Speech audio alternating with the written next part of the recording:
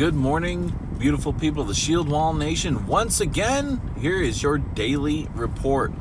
Before I even get started, before you even think about listening any further, just stop, go down below, hit that like button, hit that subscribe button, and then you can continue listening.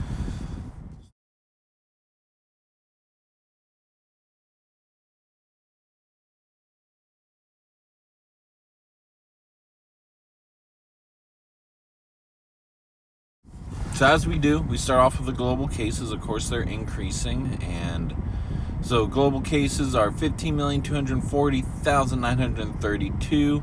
Global cases of death, 622,729. Global recoveries of 9,209,574. U.S. cases are 4,069,474. U.S. deaths of 145,570, and U.S. recoveries of 1,908,493. And you already know how I feel about all those numbers. I just feel like they're all inflated because they're categorizing almost every single thing you can possibly have as COVID. You can die of something else, but if you have COVID in your system, you're a COVID death. If you test positive or you go in to test for COVID, automatically everyone in your household is considered a COVID case. Then they get put into the recovery. Anyways, let's see. This is all about the good old China, and it gets interesting. It says documents were burned in barrels in the courthouse of the Consulate General of China in Houston, Texas. Neither police nor fire department were allowed to enter. The U.S. ordered the closure of the consulate, prompting China to condemn it as unprecedented escalation and a crazy move. China's foreign ministry spokesman Wang Zhenbin said China demands the U.S. to revoke the wrong decision. If the U.S. went ahead, China would take necessary countermeasures. A Global Times editor, a CCP mouthpiece as far as what they are, tweeted, "I think China's target will be more likely unexpected, causing the U.S. to feel real pain." Also, the Defense Secretary Mark Esper has said that the U.S. is equipping and positioning its forces across Asia for a possible confrontation with China. So, that could be the start of a war against China. But since so many people in the United States are worrying about what's going on here and burning down, it's going to be very hard. I don't think a war would benefit us, just because if they attack American soil, I think a lot of these leftists will actually welcome Chinese. But then again, they don't realize what that means for us. They just go, yay, anyone other than the United States, yay, come liberate us, and now we're their work slaves.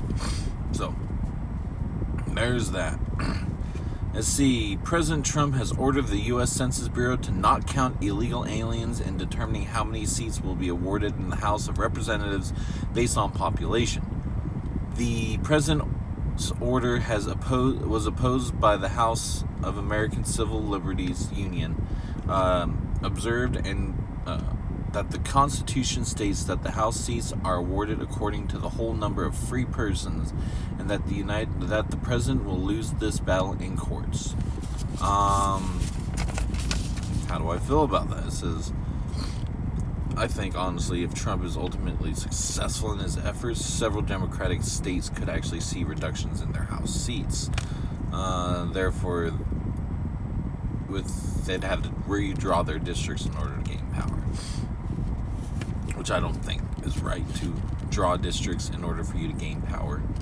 It's supposed to stay as is, and if you get voted out, you get voted out.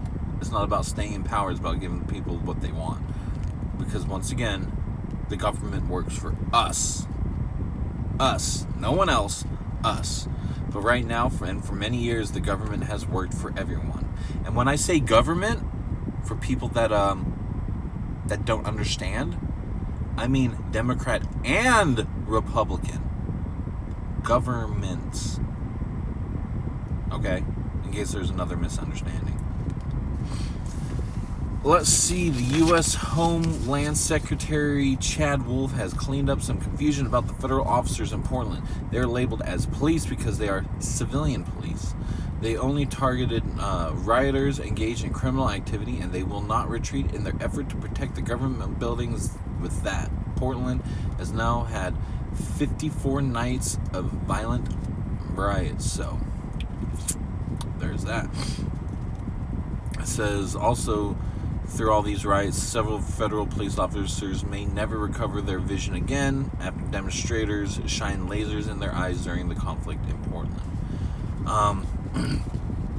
Also, in Chicago, the Department of Homeland Security announced that it'll deploy 150 law enforcement officers in Chicago, Illinois this week. Homeland Security investigation has tapped to assist Chicago law enforcement in fighting violent crime.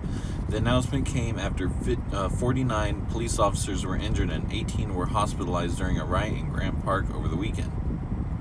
Chicago Mayor Lori Lightfoot opposed the deployment and said that federal agents are unfamiliar with the unique circumstances of our neighborhoods, and that the federal presence will foment a massive wave of opposition. Also, in Detroit, federal law enforcement agents were spotted in Detroit. According to videos, officers dressed in fatigues and driving in unmarked rental vans, as seen in Portland, Oregon.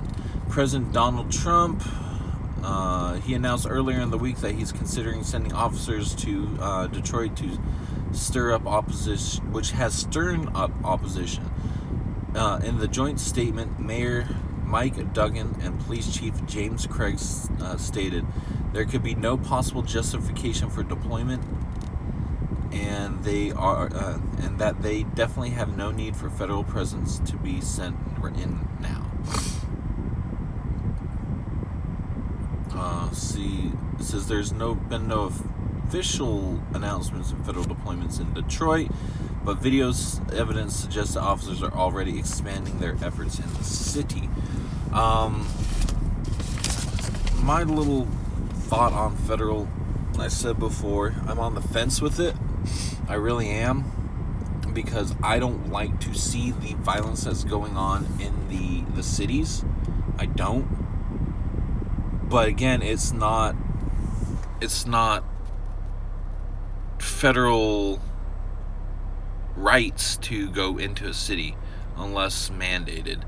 But then again, I don't know. It's this back and forth thing that I think, I don't know. That's why I'm on the fence. I want the violence to stop so we can get on with our lives. Actually sit down and figure out what the heck needs to happen instead of just destroying. Like you're occupying the upper echelon, the people that work for us. You're occupying them, trying to put out small fires. Well, if they stop making fires, we can actually focus on the larger fires. But that's not going to happen. That's not happening. Let's see. More. Let's talk more about economic stuff. New York Federal Reserve's weekly economic index indicates that the economic recovery is now reversing course. The index, a composite of consumer behavior, a labor market, and productive levels, indicate that the economic conditions are worsening at an increasing pace. The St. Louis Federal Reserve's employment index has also recently turned lower, indicating that job growth has reversed. Data released from the Goldman Sachs, Jefferies, and Oxford's economics also indicate a turn towards economic decline. David Kelly, chief global analyst of JP Morgan, said, "Economic data over the next few weeks will likely underscore the depth of the recession and provide a warning that a full recovery is still far from being achieved." Kelly also downplayed the effects of government stimulus as pumping air into a leaky tire.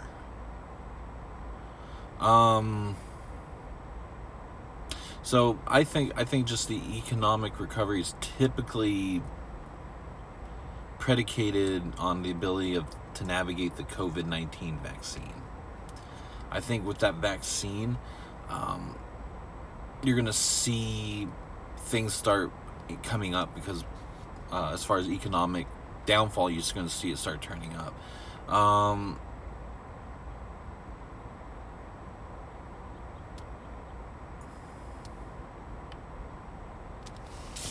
So I think the largest downfall in our economy, and everyone can agree with this, is the fact that we are in this COVID crisis. And I strongly feel that our government has overreacted on it. Yeah, I believe we should wear masks just to get over this. So my opinion is I would rather wear a mask and have a small business open instead of being ignorant and not wearing a mask and going into a small business, have them forced to pay fines because they can't enforce the mask law, and then having them shut down. So in order for the economy to continue growing, or at least slowing down the downfall, I'm going to wear my mask. I don't think it's invading my constitutional right. At what point is me wearing the mask impeding my right to bear arms? Is it suddenly allowing me to have soldiers in my house? Is it suddenly, black people can't vote? Is all of a sudden I can't have freedom of press and freedom of speech? Like I said, find where it's against constitutional law to wear a mask. Find it. So I'm going to wear a mask in a small business so they can stay open, not get fined and shut down. Simple as that. Do they work? Masks, the ones that they hand us at my work, do they work? No. It's all here. That's all it is. It may suppress the cough instead of going 6 feet, it may go 4 feet. Really doesn't make much of a difference? No. It doesn't. But you know what? As long as it helps businesses stay open, I'll wear it. Whatever. I'm over that. I'm over myself. Stop playing victim. Just wear a damn mask. And if you don't, you don't. Whatever. I really don't care. But if you're one of the reasons why a small business gets shut down, I sure as hell hope you give a stimulus check to that business. Give your stimulus check to that business. At least the business owner, and say, hey, sorry. That's the least you could do. But anyways, I digress. So I hope you learn a little bit of something and understand a little bit of something about the federal police going through the downfall of the economy, and China starting to, and we are starting to have more sour relations. I don't know, I can see why. As far as how China's treating its own people, thinking that it can just do what it wants and go against laws and sanctions that have been put out. So maybe more on that. We'll find out. Everyone out there, make sure you stay safe. Make sure your family stays safe. Make sure you stay strong. Stay resilient. Shield wall up.